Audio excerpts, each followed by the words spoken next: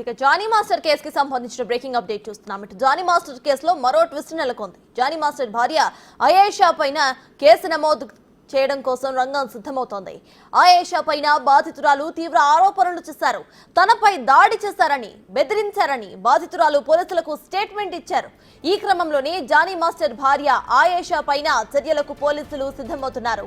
అయేషాతో పాటు మరో ఇద్దరిని కూడా నిందితులుగా చేర్చే అవకాశం ఉన్నట్లుగా తెలుస్తోంది.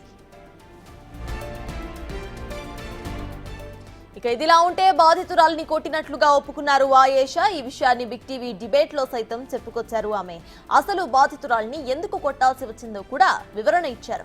అసలు ఆమె ఏమన్నారో ఇప్పుడు చూద్దాం. చేశాను నేను. ఆ అమ్మాయి ఎంత డిస్టర్బ్ చేసిందంటే లిటరల్ గా నా పిల్లలకు దూరం చేసింది. నాకు దూరం పక్కకు పెట్టండి, నా పిల్లలకు దూరం చేస్తుంటాను. తను నా దగ్గర ఒక మాట, నా హస్బెండ్ దగ్గర ఒక మాట. నేనేమనుకుంటాను, నా దగ్గర వదినా వదినా అని పిలిచినప్పుడు నేనేమనుకుంటాను, అసలు తనని అనుమానిస్తానా నేను? కానీ నువ్వు అక్కడ వెళ్ళి మాత్రం నువ్వు లేకపోతే నేను చచ్చిపోతాను, నాకు నువ్వే దిక్కు అని మాట్లాడుతున్నావు. నేను దాన్ని ఎలా డైజెస్ట్ చేసుకోవాలి? ఈ డబల్ గేమ్ నాకు తెలిసినప్పుడే నేను వాళ్ళ ఇంటికి వెళ్ళి అడిగా. అది కూడా పీక్ స్టేజ్లో. తనకి మల్టిపుల్ టైమ్స్ కాల్ చేయడం జరిగింది, నో రెస్పాన్స్. భయం. తెలిస్తే నన్ను ఇంకేమైనా చేసేస్తుంది. నా ఎదురుగా మాట్లాడదు. ఎందుకనంటే నేను ఏదున్నా కరెక్ట్ మాట్లాడతాను, నేను ఏదున్నా కరెక్ట్ స్టాండ్ తీసుకుంటా. ఇది తప్పంటే తప్పు, లేదంటే లేదు. ఎక్కడ అమ్మాయిని తీసేస్తాను అని నా వెనకలా చేసింది తను ఇదంతా. అప్పుడు నేను ఇంకా అవుట్ బస్ట్ అయిపోయి ఈ విషయం ఇక్కడ ఫుల్ స్టాప్ పెట్టాలి అని చెప్పి నేను వాళ్ళ ఇంటికి వెళ్ళి ఆ అమ్మాయిని అడగడం జరిగింది. ఆ అమ్మాయి మా ఆయనకి దగ్గరగా రావడం చూసి నేను అసలు దగ్గరగా రావడం కూడా నేను ఓర్చుకోలేదు. అలాంటిది నేనే అమ్మాయిని పంపిస్తున్నా అని చెప్పి వేశారు. ఆ దగ్గరగా రావడంతో నేను ఆ అమ్మాయిని నువ్వు దూరం జరుగుగానంటే తను నేను ఇక్కడే ఉంటా అన్నట్టుగా ఉంటే అప్పుడు నేను కొట్టడం.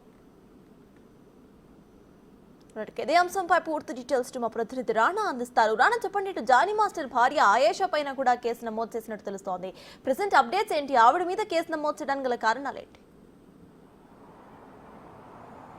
అంటే విక్టిమ్ చాలా స్పష్టంగా తను ఇచ్చినటువంటి స్టేట్మెంట్లో జానీ మాస్టర్ వాళ్ళ వైపు ఇద్దరు నా ఇంటికి వచ్చారు. తలుపు తెరవకపోయినా కూడా వాళ్ళు బలవంతంగా కూడా తలుపు కొట్టారు. కొట్టిన తర్వాత నేను తీసిన తర్వాత లోపలికి వచ్చిన తర్వాత ఒక్కసారిగా కూడా నా పైన దాడి చేసింది.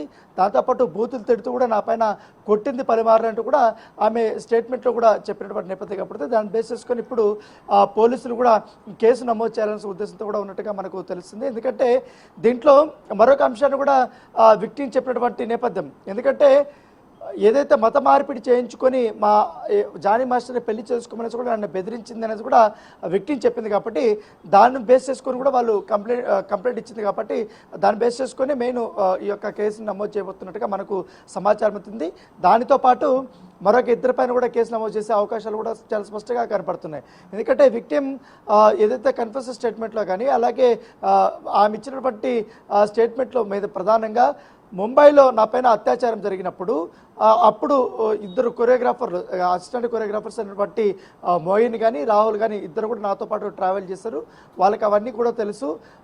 వాళ్ళకి కూడా నేను చెప్పారు, కానీ వాళ్ళు ఎవరూ పట్టించుకోలేదంటూ కూడా కొన్ని చెప్పినటువంటి నేపథ్యం ఏర్పడుతుంది. అయితే వాళ్ళ పేర్లు కూడా ఈసారి ఈ కేసులో ఇన్వాల్వ్ చేసే అవకాశం ఉన్నట్టుగా తెలుస్తుంది. అయితే ఒకరిని వాళ్ళైతే నిందితులుగా చేరే అవకాశం ఉండదు. కాకపోతే ఈ కేసులో వాళ్ళని సాక్షులుగా చేర్చే అవకాశాలు చాలా స్పష్టంగా కనపడుతుంది. ఎందుకంటే ముంబైకి వెళ్ళింది వీళ్ళు మాత్రమే, ఒకటి విక్టిమ్, తర్వాత వాళ్ళ ఇద్దరు అసిస్టెంట్లు, ఇంకొకటి జానీ మాస్టర్. సో వీళ్ళు వెళ్ళారు. మాత్రం అప్పుడు ఏం జరిగింది ఏంటి, నిజంగానే అక్కడ అఘాయిత్యం జరిగితే వీళ్ళకి వచ్చి విక్టిమ్ చెప్పిందా, లేకపోతే ఎప్పుడు చెప్పింది, నిజమా, లేకపోతే వీళ్ళిద్దరూ ఎలా ఉండేటోళ్ళు అనే దానిపై కూడా పోలీసులు విచారణ అయితే చేపట్టినట్టుగా మనకు సమాచారం. అయితే ఇప్పుడు ఉన్నటువంటి సమాచారం మనకు ఖచ్చితంగా అయేషా మీద కేసు నమోదు కాబోతుంది. ఇప్పటికే జానీ మాస్టర్ మీద పలు సెక్షన్స్ కింద నమోదు చేసి ఇప్పుడు ఆయన జైలుకు పంపించారు. ఇవాళ ఆల్రెడీ కస్టడీ పిటిషన్ కూడా వేయబోతున్నారు. కస్టడీ పిటిషన్ దాదాపు 10 రోజుల పాటు కూడా ఆయన కస్టడీకి కావాలని కూడా పోలీసులు కోర్టుని అడుగుతున్నటువంటి నేపథ్యంలో ఇప్పుడు ఆల్రెడీ ఈమె పైన కూడా కేసు నమోదైతే ఆయన కూడా వచ్చిన తర్వాత కస్టడీ పిటిషన్ అప్పుడు విచారణ అయితే చాలా అన్ని కోణాల్లో కూడా విచారించబోతున్నట్టుగా మనకు సమాచారం అవుతుంది. ఎందుకంటే ఇప్పటికే కొన్ని ఎవిడెన్స్ సమర్పించారు. దాంతోపాటు అయేషా నిన్న విక్టిమ్ ఇంటర్వ్యూలో కూడా చెప్పింది, ముఖ్యంగా విక్టిమ్కి సంబంధించినటువంటి కొన్ని ఎవిడెన్స్ మా దగ్గర ఉన్నాయి. ఆమె ఏ రకంగా మాస్టర్ని ట్రాప్ చేసింది, ఏ రకంగా లొంగపరుచుకుంది, ఉంది, ఏ రకంగా కూడా ఇతరులతో వ్యవహరించింది, దాంతోపాటు నన్ను కానీ అలాగే నా పిల్లలు కూడా జానీ మాస్టర్కి కానియకుండా చేసింది అనే దానిపై కూడా మా దగ్గర ఉన్నాయి. దాంతోపాటు ఆ అమ్మాయికి సంబంధించిన వాయిస్లు కానీ ఆడియోలు కానీ అవన్నీ కూడా మా దగ్గర ఉన్నాయి. వాళ్ళ అమ్మ కూడా ఏ రకంగా కూడా బిహేవ్ చేసింది అనేది కూడా కొన్ని ఎవిడెన్స్ మేము కూడా సబ్మిట్ చేస్తామంటూ కూడా చెప్పినటువంటి నేపథ్యంలో అన్ని కోణాల్లో కూడా పోలీసులు విచారించబోతున్నారు. సో ఏదైనప్పటికీ రోజుకొక ట్విస్ట్ మీద ట్విస్ట్ వస్తుందని చెప్పుకోవచ్చు. మొన్నేమో పోక్సో కేసు నమోదు చేశారు, నిన్నేమో జానీ మాస్టర్ని అరెస్ట్ చేసి హైదరాబాద్ తీసుకురావడము, ఏకంగా ఆయన జైలుకి పంపించడము, ఇవాళ ఆయేషా మీద కేసు నమోదు చేయడానికి రంగం సిద్ధం చేయడానికి. సో అత్యేక ఆసక్తికరమైనటువంటి పరిణామాలు అయితే ఈ కేసులో జరుగుతున్నటువంటి పరిస్థితి. Right, thank you Rana.